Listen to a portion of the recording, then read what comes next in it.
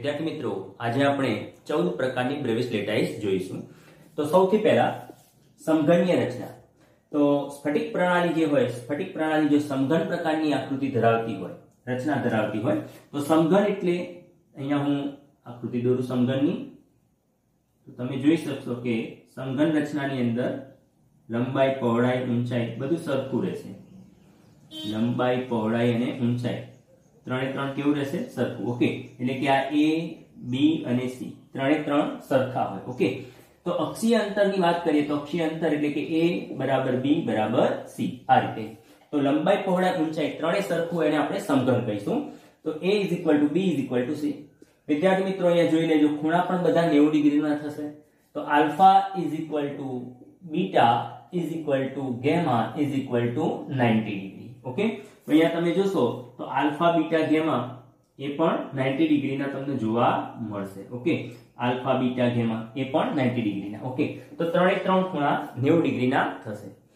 શક્ય વિચલન। તો વિદ્યાર્થી મિત્રો શક્ય વિચલન એટલે કે આ જે ઘન પ્રકારની રચના હોય એની અંદર કુલ કેટલા પ્રકારના એકમ કોષ બનાવી શકાય? તો એની અંદર એક આદિમ પ્રકારનો એકમ કોષ મળે। આદિમ એટલે કે માત્ર ખૂણા ઉપર પરમાણુ ગોઠવાયેલા હોય તો એને આપણે શું કહીશું? આદિમ। ઓકે, તો એક શક્ય વિચલન આદિમ પ્રકારનું થશે, આદિમ। બીજું અંતઃકેન્દ્રિત, અંતઃકેન્દ્રિત અને ફલક કેન્દ્રિત, ફલક કેન્દ્રિત। ઓકે, તો આદિમને આપણે ઇંગ્લિશમાં સિમ્પલ ક્યુબ તરીકે ઓળખીશું। અંતઃકેન્દ્રિત એટલે કે BCC, આને BCC પણ કહેવાય, BCC। ઓકે, ફલક કેન્દ્રિત એટલે FCC, તો FCC તરીકે પણ ઓળખાય છે। ઓકે, ચલો એના ઉદાહરણો જોઈ લઈએ। તો વિદ્યાર્થી મિત્રો ઉદાહરણની અંદર દાખલા તરીકે NaCl નો સ્ફટિક તમે જોયો હોય તો NaCl નો સ્ફટિક એ આ પ્રમાણેની રચના ધરાવે છે। NaCl, કોપર, ZnS, ZnS એટલે કે ઝિંક બ્લેન્ડ। ખાસ યાદ રાખજો, વુડજાઇટ નહીં, ZnS એ વુડજાઇટ માટે પણ ZnS લખી શકાય અને ઝિંક બ્લેન્ડ માટે પણ ZnS લખી શકાય। તો આ જે ZnS થયું એ ઝિંક બ્લેન્ડ માટે, ઝિંક બ્લેન્ડ। ઓકે, તો MCQ માં ઘણી વખત પૂછાય કે ઝિંક બ્લેન્ડ કયા પ્રકારની સ્ફટિક પ્રણાલી ધરાવે? તો એની અંદર આવશે સમઘનીય પ્રકારની સ્ફટિક પ્રણાલી ધરાવે છે। ઓકે, તો જોઈ લેજો। તો ચલો બીજા નંબરે આપણે જોઈશું ટેટ્રાગોનલ। તો ટેટ્રાગોનલ એનું ગુજરાતી થાય ચતુષ્કોણીય। તો વિદ્યાર્થી મિત્રો ચતુષ્કોણીય રચના એટલે કોના જેવી? તો તેલના ડબ્બા જેવી। તમે જાણો છો જે પતરાનો તેલનો ડબ્બો હોય તો એ તેલનો ડબ્બો તમે જોયો હશે, જેની અંદર નીચેની જે ધાર તમે જોશો તો લંબાઈ અને પહોળાઈ બે સરખી હશે પરંતુ એની ઊંચાઈ વધારે હોય, બરાબર? પરંતુ ખૂણા બધા કેવા રહેશે? 90 ડિગ્રીના। ઓકે, તો ચલો વાત કરીએ તો A અને B બે સરખા રહેશે। તો અક્ષીય અંતરની અંદર A = B but not equal to C। Okay, ખૂણા બધા 90 ડિગ્રીના એટલે કે A આમ સામે લઈ લો તો A ની આ A, આ B અને આ C કહેવાય। તો A ની સામેનો ખૂણો આલ્ફા, B ની સામે બીટા, C ની સામે ગામા, ખૂણા બધા 90 ના। તો alpha = beta = gamma = 90 degree. Okay, ચલો શક્ય વિચલનની જો વાત કરીએ તો શક્ય વિચલન કેટલા પ્રકારના એકમ કોષ મળી શકે? તો આ જ ગોઠવણીની અંદર તમે આદિમ પ્રકારનો એકમ કોષ બનાવી શકો, આદિમ, અને બીજો અંતઃકેન્દ્રિત, અંતઃકેન્દ્રિત। ઓકે, તો વિદ્યાર્થી મિત્રો આ રીતે બે પ્રકારના એકમ કોષ બનાવી શકાય ટેટ્રાગોનલ શેપની અંદર। ઓકે, ઉદાહરણ લેવા જઈએ તો ઉદાહરણની અંદર સફેદ ટીન, SnO2, TiO2 અને CaSO4।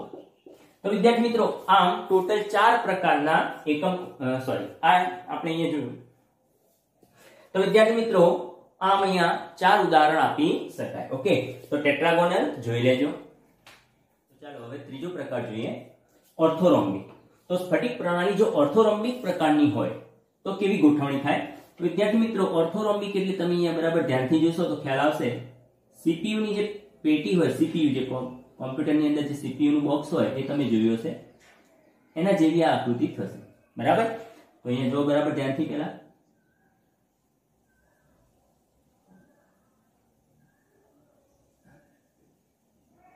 ઓકે, તો અહીંયા તમે જોશો તો આ લંબાઈ, પહોળાઈ અને આ ઊંચાઈ। વિદ્યાર્થી મિત્રો લંબાઈ, પહોળાઈ, ઊંચાઈ ત્રણેયમાંથી એક પણ સરખું નથી, એટલે કે A ≠ B ≠ C। ઓકે, લખી શકાય A ≠ B ≠ C।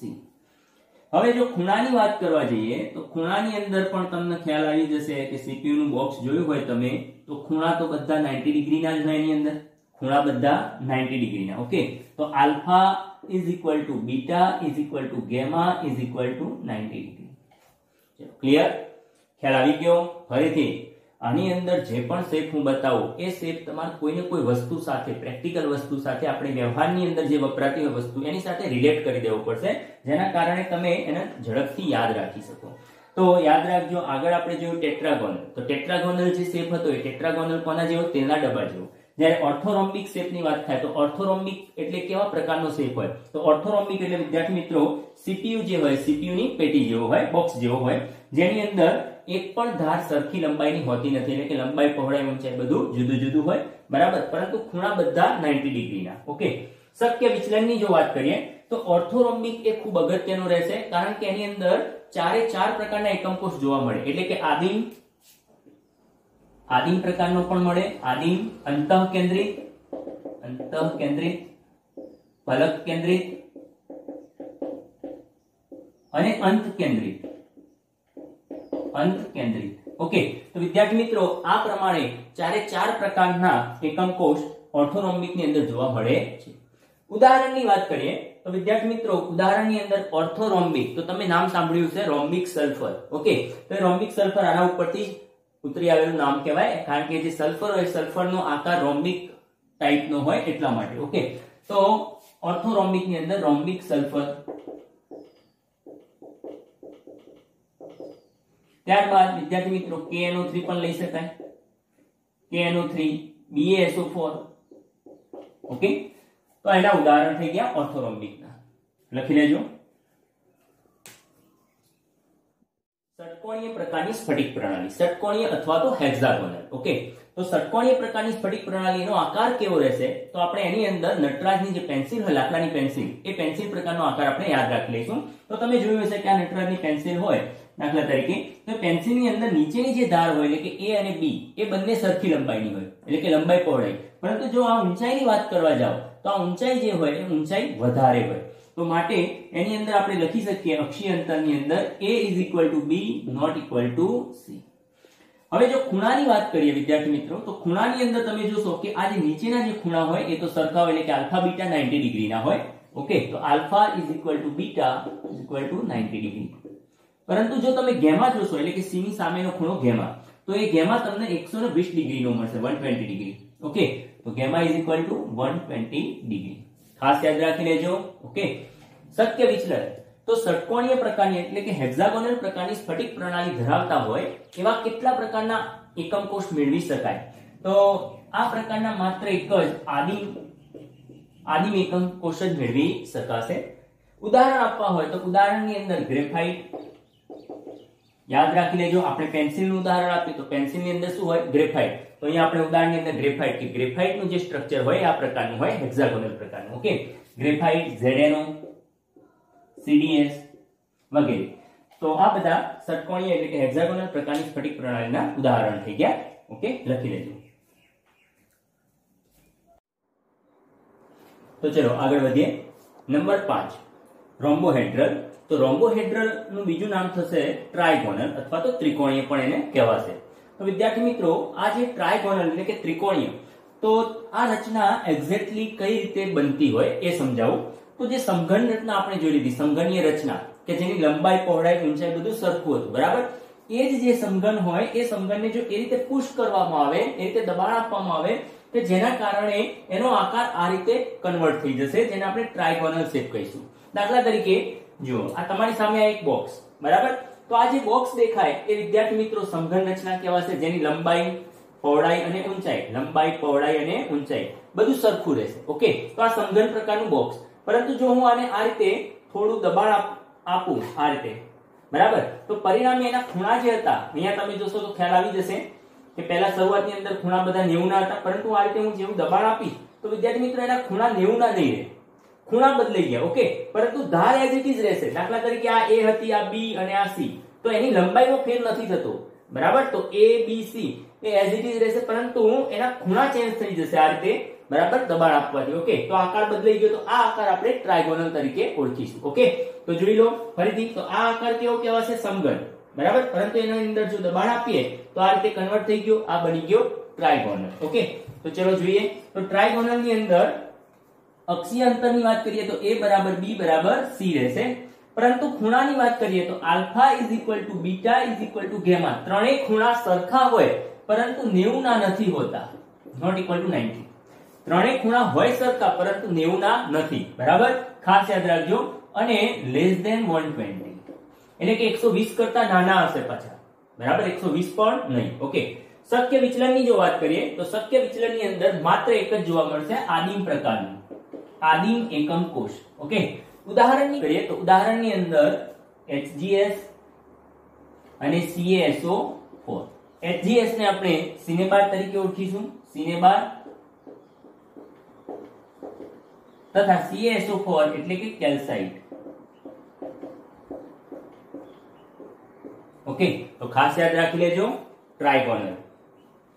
ચાલો વિદ્યાર્થી મિત્રો, નંબર 6 મોનોક્લિનિક પ્રકારની સ્ફટિક પ્રણાલી. તો મોનોક્લિનિક પ્રકારની સ્ફટિક પ્રણાલીની અંદર સૌથી પહેલા આપણે જોઈશું ઓર્થોરોમ્બિક, જે આપણે આગળ ડિસ્કસ કરી લીધું. તો વિદ્યાર્થી મિત્રો, ઓર્થોરોમ્બિક ની અંદર તમે જોયું કોના જેવો આકાર હોય? CPU ના બોક્સ જેવો, બરાબર, CPU જેવો. તો CPU બોક્સ ની અંદર તમે જોયું હતું કે લંબાઈ, પહોળાઈ, ઊંચાઈ ત્રણેયમાંથી એક પણ સરખી હોતી નથી, એટલે કે જે અક્ષીય અંતર હોય એ સરખા હોતા નથી, બરાબર. તો A is not equal to B, not equal to C, આ રીતે. અને ખૂણા બધા 90 ના હતા, એટલે કે alpha is equal to beta is equal to gamma is equal to 90 degree. Okay, આ વાત થઈ ગઈ ઓર્થોરોમ્બિક ની. હવે ઓર્થોરોમ્બિક ની અંદર એવો શું ચેન્જ કરવામાં આવે તો એમાંથી મોનોક્લિનિકમાં કન્વર્ટ થાય. તો વિદ્યાર્થી મિત્રો અહીંયા બરાબર ધ્યાનથી જોજો. આ મેં અહીંયા ત્રણ અક્ષ આપી દીધી, x, y અને z, બરાબર. તો આ ત્રણ જે અક્ષ હતી x, y, z, એની ઉપર જ આની ધારો ગોઠવાયેલી હતી. x ઉપર આપણે b ધારી લીધી, y ઉપર a ધારી લીધી, બરાબર, અને z ની ઉપર c ધારી લીધી. તો અહીંયા બધા ખૂણા 90 ના હતા. હવે ચેન્જ શું થયો, બરાબર સમજો. અહીંયા જોશો તો x ઉપર as it is b, y ઉપર as it is a ગોઠવાયેલી, પરંતુ z ઉપર c ગોઠવાયેલી નથી. જોઈ લો, બરાબર, z ઉપર c ગોઠવાયેલી નથી, એટલે કે થોડી આ બાજુ નમેલી દેખાશે. તો આ નમી ગઈ, એના કારણે વિદ્યાર્થી મિત્રો b ની સામેનો ખૂણો જે હતો બીટા, એ ચેન્જ થઈ ગયો, એ 90 ડિગ્રી રહેવાનો નથી. ઓકે, બરાબર સમજો. અહીંયા પહેલા બધા ખૂણા 90 ડિગ્રી ના હતા. ઓકે, પરંતુ અહીંયા જે c હતી ધાર, એ z થી થોડી આ બાજુ નમી ગઈ, પરિણામે b ની સામેનો ખૂણો ચેન્જ થઈ જશે, બીટા ખૂણો ચેન્જ થઈ જશે. ઓકે, તો માટે લખી શકાય, જો ધારની વાત કરીએ એટલે કે અક્ષીય અંતરની વાત કરીએ તો પહેલા અક્ષીય અંતરની વાત કરી લઈએ. a is not equal to b, not equal to c, as it is, આના જેમ જ રહેશે. પરંતુ જો ખૂણાની વાત કરીએ તો ખૂણાની અંદર આલ્ફા અને ગેમા બંને 90 રહેશે. તો alpha is equal to gamma is equal to 90 degree, but beta is not equal to 90. Beta ખૂણો 90 નો રહેતો નથી, તમે જોઈ શકો છો આકૃતિની અંદર. ઓકે, ચલો ત્યારબાદ શક્ય વિચલન. તો વિદ્યાર્થી મિત્રો, મોનોક્લિનિક પ્રકારની સ્ફટિક પ્રણાલીની અંદર કેટલા પ્રકારના શક્ય વિચલન જોવા મળે, એટલે કે કેટલા પ્રકારના એકમ કોષ જોવા મળે. તો એકમ કોષની વાત કરીએ તો આની અંદર આદિમ પ્રકારનો એકમ કોષ, એક આદિમ, અને બીજો મળશે અંત કેન્દ્રિત. અંત કેન્દ્રિત. ઓકે, ખાસ યાદ રાખી લેજો, અંત કેન્દ્રિત પ્રકારનો એકમ કોષ માત્ર બે જ પ્રકારની સ્ફટિક પ્રણાલીમાં જોવા મળે. એક ઓર્થોરોમ્બિક ની અંદર અંત કેન્દ્રિત આવતું હતું, અને બીજું મોનોક્લિનિક ની અંદર પણ અંત કેન્દ્રિત જોવા મળે. ઓકે, ચલો ઉદાહરણની વાત કરી લઈએ. તો કયા ઉદાહરણ લખી શકાય આની અંદર? તો મોનોક્લિનિક સલ્ફર, મોનોક્લિનિક સલ્ફર, તથા બીજું ઉદાહરણ Na2SO4 into 10H2O, બરાબર, આ પણ લખી શકાય. ઓકે, તો જોઈ લેજો. ચલો આગળ જોઈએ. તો છેલ્લો પ્રકાર ટ્રાયક્લિનિક. તો ટ્રાયક્લિનિક પ્રકારની સ્ફટિક પ્રણાલી કઈ રીતે મેળવી શકાય? તો ઓર્થોરોમ્બિક જે સ્ફટિક પ્રણાલી હતી એ ઓર્થોરોમ્બિક ની અંદર તમે જોયું કે જેની અંદર ધાર a is not equal to b, not equal to c, alpha, beta, gamma ત્રણે 90 ડિગ્રી જોવા મળતા હતા. દાખલા તરીકે અહીંયા જોશો તમે તો આ પ્રમાણેનું એક બોક્સ લીધું, તો આ જે બોક્સ કરું એનો આકાર ઓર્થોરોમ્બિક જેવો દેખાશે તમને, કે જેની અંદર લંબાઈ, પહોળાઈ, ઊંચાઈ ત્રણે ત્રણ જુદા જુદા, એટલે કે અક્ષીય અંતર જે ખરા a b c એ ત્રણે ત્રણ જુદા જુદા જોવા મળે છે, બરાબર, પરંતુ ખૂણા બધાના 90 ડિગ્રી. તો આ જે બોક્સનો આકાર હતો એ બોક્સનો આકાર કેવો હશે? ઓર્થોરોમ્બિક પ્રકારનો. હવે વિદ્યાર્થી મિત્રો બરાબર સમજજો અહીંયા કે x y z આ જે ત્રણ અક્ષ હતી એ અક્ષ ઉપર ગોઠવાયેલી જે ધાર હતી a b c, ઓકે, એ તમે જોશો અહીંયા તો y અક્ષ ઉપર ગોઠવાયેલી જે ધાર હતી એ થોડી ખસી ગઈ, z ઉપર ગોઠવાયેલી ધાર પણ ખસી ગઈ, બરાબર. પરિણામે હવે ખૂણા 90 ડિગ્રીના મળવાના નથી. તો જો કેવો આકાર જોવા મળશે? તો આ જે ઉપરનો ભાગ જે દેખાય એ અહીંયા બરાબર ધ્યાનથી જોજો. આ રીતે હતો ત્યાં સુધી એ 90 ડિગ્રી હતો ઓર્થોરોમ્બિક, પરંતુ આને જેવું આપણે આ રીતે થોડું દબાણ આપીશું તો આ રીતે મૂવ થશે, બરાબર? તો આ ખસી ગયું, પરિણામે હવે તમે જોશો તો ખૂણા એક પણ ખૂણો 90 ડિગ્રીનો મળતો નથી, બરાબર? તો આ રીતે જો આ રીતે કરીએ તો ઓર્થોરોમ્બિક, પરંતુ આ રીતે એને દબાણ આપવામાં આવે તો પરિણામે શું બની ગયું? એ ટ્રાયક્લિનિક પ્રકારનો. ઓકે, તો આ રીતે મેળવી શકાય ટ્રાયક્લિનિક. તો ટ્રાયક્લિનિક ની અંદર વાત કરીએ અક્ષીય અંતર, તો અક્ષીય અંતરની અંદર a is not equal to b not equal to c. ખૂણાની વાત કરીએ અક્ષીય ખૂણા, તો અક્ષીય ખૂણાની અંદર alpha not equal to beta not equal to gamma not equal to 90. Okay, ત્રણેય ખૂણા પણ બદલાઈ ગયા. શક્ય વિચલન, શક્ય વિચલનની વાત કરીએ તો માત્ર એક જ પ્રકારનો એકમ કોષ જોવા મળે, આદિમ પ્રકારનો એકમ કોષ જોવા મળે. ઉદાહરણની વાત કરી લઈએ તો ઉદાહરણની અંદર K2Cr2O7 potassium dichromate, CuSO4 into 5H2O copper sulphate તથા H3BO3 બોરિક એસિડ. ઓકે, આ બધા એના ઉદાહરણ થઈ ગયા, ટ્રાયક્લિનિક પ્રકારની સ્ફટિક પ્રણાલીના ઉદાહરણ થઈ ગયા. ઓકે, તો વિદ્યાર્થી મિત્રો ઘણી વખતે આની અંદરથી એમસીક્યુ પૂછાતા હોય કે જેમ કે આદિમ એકમ કોષ કેટલા પ્રકારના હોય, આદિમ એકમ કોષ. તો વિદ્યાર્થી મિત્રો તમે જોયું હશે કે દરેકની અંદર આપણે 7 પ્રકારની સ્ફટિક પ્રણાલી જોઈ, તો સાથે સાથની અંદર આદિમ એકમ કોષ તો મળતા હતા. તો કુલ એકમ કોષ, આદિમ એકમ કોષની સંખ્યા કેટલી થશે? 7 થશે. ઓકે, એ જ રીતે કેટલીક વખતે પૂછાતું હોય કે નીચેનામાંથી ટ્રાયક્લિનિક માટે અક્ષીય અંતર અને અક્ષીય ખૂણા કયા રહેશે એમ. તો તમને ઓપ્શન આપેલા હશે, જુદા જુદા 4 ઓપ્શન, તો એ વિચારીને તમારે જવાબ આપવાનો. ઓકે, તો જોઈ લેજો એકવાર.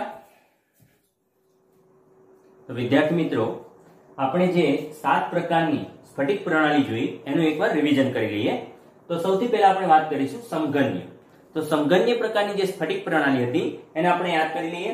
તો વિદ્યાર્થી મિત્રો આ પ્રકારનો જે આકાર થયો, આ આકાર સમઘન્ય આકાર કહેવાય, જેની લંબાઈ, પહોળાઈ અને ઊંચાઈ બધું સરખું હોય, એટલે કે a, b અને c ત્રણેય જે અક્ષીય અંતર ખરા એ સરખા રહેશે. ઓકે, ત્યારબાદ વિદ્યાર્થી મિત્રો ખૂણાની વાત કરીએ તો આ સમઘન રચના ખરી, એની અંદર ત્રણેય ખૂણા સરખા હશે, એટલે આલ્ફા, બીટા અને ગામા ત્રણે 90 ડિગ્રીના જોવા મળશે. ઓકે, વિચલનની વાત કરીએ તો એની અંદર શક્ય વિચલન એટલે કે કેટલા પ્રકારના એકમ કોષ શક્ય બને, તો એની અંદર ટોટલ 3 પ્રકારના એકમ કોષ મળશે, એક આદિમ એકમ કોષ, અંતઃકેન્દ્રિત અને ફલક કેન્દ્રિત. ઓકે, તો ખાસ યાદ રાખી લેજો કે સમઘન્ય પ્રકારની જે રચના હોય એની અંદર 3 પ્રકારના એકમ કોષ મળી શકે છે. ઓકે, ચલો ત્યારબાદ એના ઉદાહરણો. તો ખાસ યાદ રાખજો NaCl નું જે સ્ફટિક બંધારણ હોય એ સમઘન્ય પ્રકારનું સ્ફટિક બંધારણ હોય, એ જ રીતે કોપર, ZnS વગેરે. ઓકે, ત્યારબાદ વિદ્યાર્થી મિત્રો આપણે જોઈએ ટેટ્રાગોનલ. તો ટેટ્રાગોનલને આપણે એને બીજી રીતે વાત કરીએ તો ચતુષ્કોણીય પણ એને કહેવાશે. તો ટેટ્રાગોનલ આપણે એ વખતે ભણતી વખતે વાત કરી હતી, ટેટ્રાગોનલ આવે તો તમે કોના જેવો શેપ યાદ રાખશો? તેલના ડબ્બા જેવો. ઓકે, તો જોઈ લો અહીંયા આ તેલનો ડબ્બો નથી પણ એના જેવો શેપ થશે અહીંયા. તો ટેટ્રાગોનલ ની અંદર તમે જોશો તો આ જે ધાર ખરી નીચેની લંબાઈ, પહોળાઈ, ઓકે, તો લંબાઈ અને પહોળાઈ સરખી હોય પરંતુ ઊંચાઈ થોડી વધારે હોય. ઓકે, તો આ ટાઈપનો જે શેપ હોય એ શેપ ટેટ્રાગોનલ શેપ કહેવાશે. તો a is equal to b, a અને b સરખા રહેશે but not equal to c. Okay, ખૂણા આલ્ફા, બીટા, ગામા ત્રણે 3 ખૂણા 90 ડિગ્રીના તમને જોવા મળશે. આની અંદર વિદ્યાર્થી મિત્રો વિચલન કેટલા પ્રકારના જોવા મળે? તો ટેટ્રાગોનલ ની અંદર આદિમ અને અંતઃકેન્દ્રિત એમ 2 પ્રકારના એકમ કોષ મેળવી શકાય. ઓકે, એની અંદર ઉદાહરણો પણ જોઈ લો, સફેદ ટીન, SnO2 અને TiO2. ઓકે, ચલો ત્યારબાદ વાત કરીએ ઓર્થોરોમ્બિક. તો વિદ્યાર્થી મિત્રો ઓર્થોરોમ્બિક ની અંદર આ જે શેપ જોયો તમે, જેને આપણે યાદ રાખવા માટે CPU નું બોક્સ જે હોય, બરાબર, પેટી જે હોય એ ટાઈપનો શેપ આપણે યાદ રાખીશું ઓર્થોરોમ્બિક. તો આ પ્રકારનો શેપ હોય ઓર્થોરોમ્બિક ની અંદર, જેની અંદર તમે જોશો તો આ લંબાઈ, પહોળાઈ જે ખરું એ અલગ અલગ રહેશે, ઊંચાઈ પણ અલગ રહેશે. તો લંબાઈ, પહોળાઈ, ઊંચાઈ ત્રણે 3 વસ્તુ જુદી જોવા મળે, એટલે કે a is not equal to b not equal to c. પરંતુ ખૂણા જે ખરા આલ્ફા, બીટા, ગામા, તો ખૂણા બધા 90 ડિગ્રીના તમને જોવા મળશે. ઓકે, તો યાદ રાખી લેજો વિદ્યાર્થી મિત્રો. એક ખાસ અગત્યની વસ્તુ કે આપણે જેટલા પણ એકમ કોષ જોઈ રહ્યા છે, જેટલા પણ પ્રકારની સ્ફટિક પ્રણાલી જોઈ રહ્યા છે, એની અંદર માત્ર ઓર્થોરોમ્બિક જ એક એવી સ્ફટિક પ્રણાલી હશે કે જેની અંદર 4 પ્રકારના એકમ કોષ મેળવી શકાય. એટલે કે આદિમ એકમ કોષ, અંતઃકેન્દ્રિત એકમ કોષ, ફલક કેન્દ્રિત અને અંત કેન્દ્રિત એમ 4 પ્રકારના એકમ કોષ એની અંદર મેળવી શકાય છે. એના ઉદાહરણોની અંદર વિદ્યાર્થી મિત્રો રોમ્બિક સલ્ફર, KNO3 અને BaSO4. ત્યારબાદ વાત કરીએ તો ષટકોણીય. ષટકોણીય એટલે આપણે વાત કરી હતી કે કોના જેવો આકાર યાદ રાખીશું? હેક્સાગોનલ, એટલે કે નટરાજની જે પેન્સિલ હોય એના જેવો. તો વિદ્યાર્થી મિત્રો આ ટાઈપનો આકાર થાય. ઓકે, તો અહીંયા જો હેક્સાગોનલ, આ જે નીચેની જે ધાર ખરી એ અને બી બંને સરખી લંબાઈની રહેશે. ઓકે, એ અને બી બેન્ટેનની આ એક બેન્ટેનનું બોક્સ છે બરાબર. તો લંબાઈ અને પહોળાઈ જે એ અને બી બંને સરખા હશે. અહીંયા વિદ્યાર્થી મિત્રો ઊંચાઈ થોડી વધારે હોય. આ જે શેપ ખરો એને ના જોતા, પરંતુ અહીંયા ઊંચાઈ વધારે હોય. એટલા માટે જ મેં વાત કરી નટરાજની પેન્સિલ જેવું બરાબર, કે જેની ઊંચાઈ વધારે હોય. તો a is equal to b, a is equal to b but not equal to c. Okay, alpha beta 90 ના રહેશે. તો વિદ્યાર્થી મિત્રો અહીંયા આલ્ફા અને બીટા જે હોય 90 ના હોય, એટલે કે આ ખૂણો તમે જુઓ તો 90, આ પણ આમ 90 નો થાય. પરંતુ આ ખૂણો તમે જોશો તો આ ખૂણો 120 ડિગ્રી નો થાય. ઓકે, તો 120 degree, gamma is equal to 120. એની અંદર માત્ર એક જ મળશે, આદિમ પ્રકારનો એકમ કોષ મેળવી શકાય. ઉદાહરણની વાત કરીએ તો ગ્રેફાઇટ, ZnO, CDS વગેરેના ઉદાહરણ થશે. ઓકે, ચલો આગળ વધીએ. ત્રિકોણીય અથવા ટ્રાયગોનલ. તો વિદ્યાર્થી મિત્રો ત્રિકોણીય અથવા ટ્રાયગોનલ તો એ કોના જેવો શેપ હોય?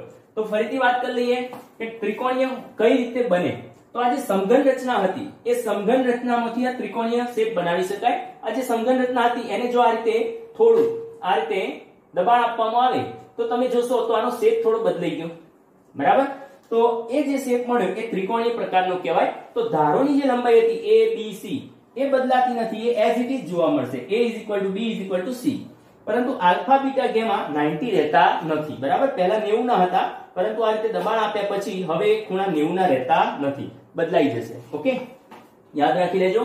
માત્ર એક જ મળશે, આદિમ પ્રકારનો એકમ કોષ મળે છે. કેલ્સાઇટ અને સિનેબાર એના ઉદાહરણ થશે.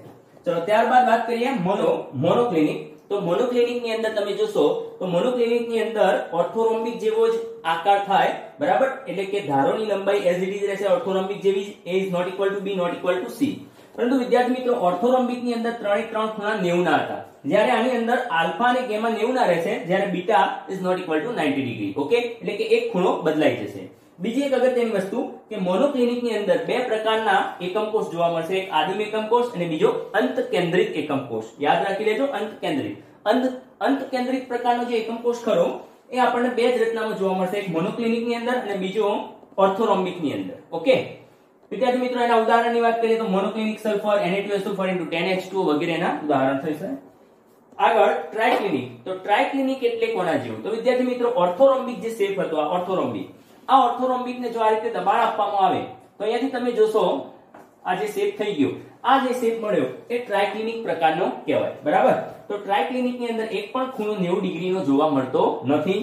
ઓકે, એની અંદર માત્ર ને માત્ર એક જ એકમ કોષ મળે, આદિમ પ્રકારનો એકમ કોષ. એના ઉદાહરણો પણ K2Cr2O7, CuSO4 * 5H2O અને H3BO3 બોરિક એસિડ. ઓકે, તો વિદ્યાર્થી મિત્રો આ જે ટેબલ આપણે જોયું એ ટેબલ ખૂબ જ અગત્યનું રહેશે. હવે આની અંદરથી MCQ કેવી રીતે પૂછાય તો ચલો MCQ ની પણ વાત કરી લઈએ. તો MCQ ની અંદર દાખલા તરીકે એવો MCQ પૂછાય કે આદિમ એકમ કોષ કેટલા પ્રકારના જોવા મળે છે? ટોટલ આદિમ એકમ કોષ કેટલા પ્રકારના જોવા મળે છે? તો વિદ્યાર્થી મિત્રો ટોટલ 7 પ્રકારના આદિમ એકમ કોષ શક્ય બને છે. તમે જોઈ શકશો કે અહીંયા 7 પ્રકારની મેં સ્ફટિક પ્રણાલી લખી, તો 7 ની અંદર આદિમ તો તમને જોવા મળશે બરાબર. દરેક ની અંદર આદિમ પ્રકારનો એકમ કોષ જોવા મળે, એટલે ટોટલ 7 પ્રકારના આદિમ એકમ કોષ મળે છે. ત્યારબાદ વિદ્યાર્થી મિત્રો બીજું કે ઘણી વખતે MCQ ની અંદર ઉદાહરણ આપી દીધા હોય કે નીચેનામાંથી કયું ઉદાહરણ એ ટ્રાયક્લિનિક પ્રકારના એકમ કોષનું થશે, નીચેનામાંથી કયું ઉદાહરણ મોનોક્લિનિક નું થાય, કયું ઉદાહરણ સમઘનીય રચના ધરાવે બરાબર. તો એ પ્રમાણેના પણ MCQ પૂછાઈ શકાય. બીજું કેટલીક વખતે ટ્રુ એન્ડ ફોલ્સ ના MCQ પૂછાતા હોય કે નીચેનામાંથી ઓર્થોરોમ્બિક માટે કયું સાચું. તો એની અંદર આ રીતે ધાર એટલે કે અક્ષીય અંતર અને ખૂણાની માહિતી આપી હોય તો આપણે નક્કી કરવાનું કે ઓર્થોરોમ્બિક માટે કયું અંતર અને કયા ખૂણા સાચા રહેશે. ઓકે, તો વિદ્યાર્થી મિત્રો મોસ્ટ IMP ખૂબ જ અગત્યનું આ ટેબલ છે બરાબર. એનો એક સ્ક્રીનશોટ લઈ લેજો. ઓકે, તો વિદ્યાર્થી મિત્રો અહીંયા આપણો આ ટોપિક પૂરો થાય. હવે આપણે ફરી મળીશું નવા લેક્ચરની અંદર.